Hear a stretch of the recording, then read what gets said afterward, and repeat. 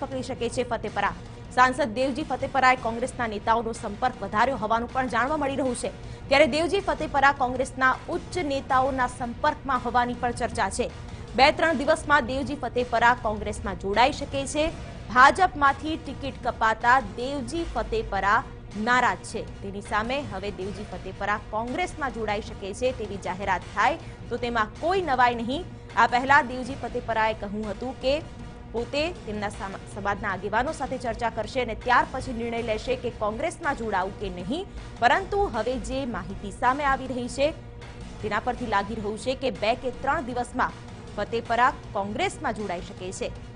ત્યારે દેવજી ફતેપરા કોંગ્રેસના ઉચ્ચ નેતાઓના સંપર્કમાં હોવાનું પણ જાણવા મળ્યું છે। સંવાદદાતા દીપેન પઢિયાર ફોન લાઈન પર જોડાઈ ગયા છે।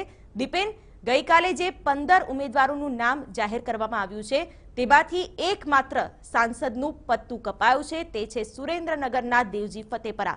તેને લઈને નારાજગી, હવે કોંગ્રેસમાં જોડાવાની જે અટકળો છે કેટલી સત્યતા?